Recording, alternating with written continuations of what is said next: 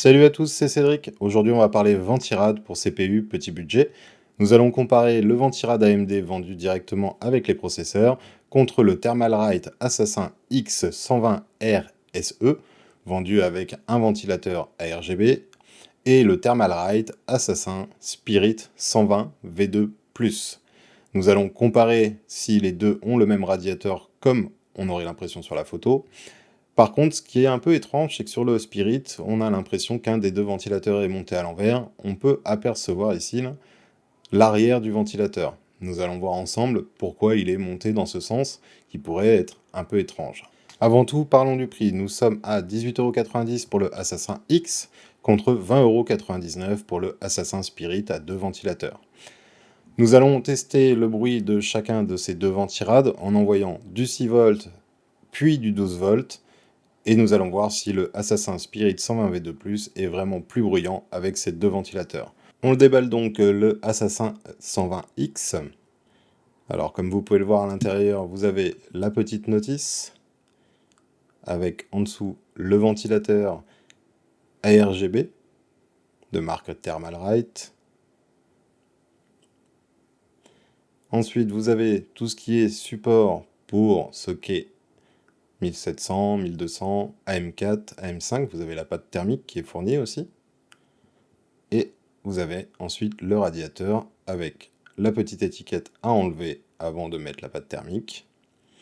Il a l'air pas mal fait avec ses 4 caléoducs. On déballe maintenant le Assassin 120 plus Spirit. Vous avez tout de suite accès aux différents supports pour les différents sockets Intel et AMD. Vous avez toujours la pâte thermique qui est fournie de marque Thermalright. Vous avez ensuite la petite notice d'installation. Et ensuite, vous avez accès directement au ventilateur. Donc le premier ventilateur. Voilà, toujours des ventilateurs de marque Thermalright, de couleur grise pour le coup. Et un autre ventilateur avec des pales qui semblent différentes. Nous allons voir ensuite pourquoi. Vous avez ensuite accès au radiateur, toujours avec la petite étiquette, hein. N'oubliez pas de l'enlever quand vous appliquez votre pâte thermique, sinon ça ne fonctionne pas. Tout du moins ça fonctionne beaucoup moins bien. Nous allons le comparer avec le radiateur du Assassin 120X. Comme nous pouvons le voir, celui du Spirit est quand même beaucoup plus grand et aussi beaucoup plus large. On peut aussi apercevoir que les caléoducs ne sont pas du tout disposés de la même manière sur les deux ventirades. On verra si ça a une influence sur les températures lors des tests de température. Posons maintenant ce ventirad et regardons ces ventilateurs qui avaient l'air assez étranges sur la boîte. Vous avez le premier ventilateur avec des pales inversées, comme vous pouvez le voir, et l'autre ventilateur qui a les pales du bon sens, entre guillemets, comme on a l'habitude de voir surtout. Alors pourquoi deux pales différentes comme ça? On va voir tout de suite. Le premier ventilateur va aspirer l'air de ce côté-là pour la souffler. Donc on le posera comme ceci sur le radiateur. Alors que le deuxième ventilateur va aspirer l'air par ici et la ressouffler par là. Donc on le posera aussi dans ce sens sur le radiateur. Voilà pour le déballage de ces deux ventirades. On passe maintenant au test de bruit. Comme vous pouvez le voir, on a à peu près 32 décibels dans la salle à ce moment-là. On va envoyer du 6 volts dans les deux ventilateurs et comparer le bruit ambiant. Nous montons à environ 34 dB en alimentant les ventilateurs à 6 volts, ce qui correspond à peu près à 50% de la vitesse. Et nous allons tout doucement passer sur du 12 volts pour comparer la différence entre les deux. Attention, on est sur du 12 volts. Maintenant, nous sommes à 41 dB pour le Assassin X contre 43 dB pour le Assassin Spirit. Malgré ces deux ventilateurs, il n'est pas beaucoup plus bruyant que le premier, qui n'a qu'un seul ventilateur. Maintenant que nous avons fait ce test de bruit, nous allons passer au plus important, qui reste le test de température. Comment va se comporter ces deux ventirades contre celui d'AMD sur un 5600X. On passe tout de suite au test de température. Donc, comme vous pouvez le voir, nous sommes à 42 degrés à peu près sur l'AMD stock, nous sommes à 31 degrés pour le Assassin X, et nous sommes à 29 degrés 6 pour le Assassin Spirit. On va lancer tout de suite l'OCCT. On peut voir qu'au lancement de l'OCCT sur le stock AMD, la température du CPU monte très vite à 80 degrés, voire plus, que la fréquence du CPU commence déjà à baisser. Nous sommes tout de suite à 4,2 GHz, 4,1 GHz. Pour l'Assassin X, nous avons une température dans les 72 degrés, avec une fréquence qui est dans les 4,3 GHz.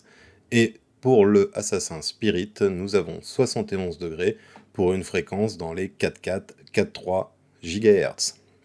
On peut donc voir tout de suite que le stock AMD va brider le processeur, car le temps de raconter tout ça, que déjà la fréquence est descendue à 4 GHz et que la température du processeur est montée à 91 degrés. On frôle même les 92. On va accélérer tout ça, on se retrouve à 5 minutes de test sur l'OCCT et on voit ce qui va se passer.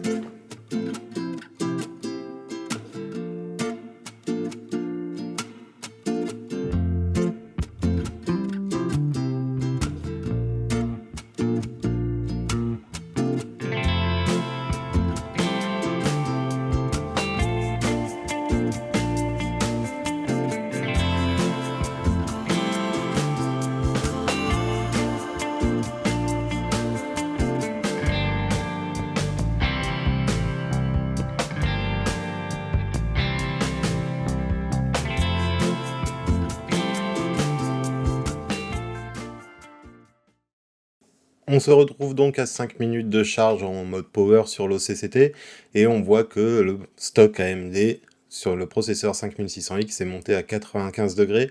La fréquence est descendue à 3,8 GHz alors que sur le Assassin X nous sommes toujours vers les 75 degrés avec une fréquence toujours à 4,3 GHz.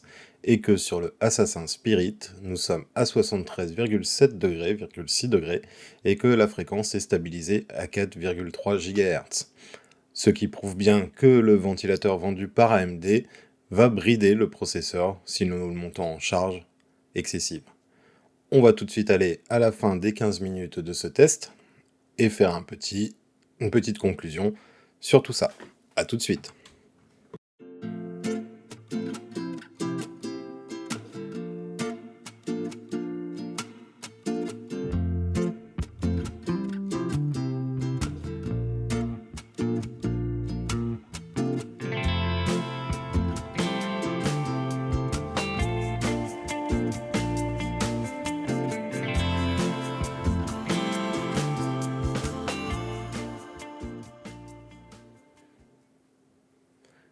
On arrive à la fin du test de 15 minutes de OCCT et on voit que ça n'a pas bougé. Le stock AMD est toujours à 95 degrés avec une fréquence à 3,8 GHz.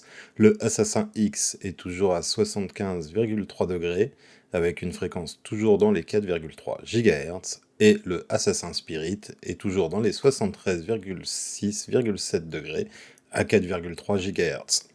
On peut donc conclure que le ventilateur vendu par AMD va brider votre processeur si vous l'utilisez à plus de 100% pendant un petit moment, alors que le Assassin X et le Assassin Spirit vont permettre au processeur d'être refroidi comme il faut pour pouvoir l'utiliser à 100%. On finit donc cette vidéo sur ces deux ventirades pour CPU. J'espère que la vidéo vous aura plu et on se dit à la prochaine pour tester de nouvelles choses sur cette chaîne. C'était Cédric, je vous souhaite une bonne journée.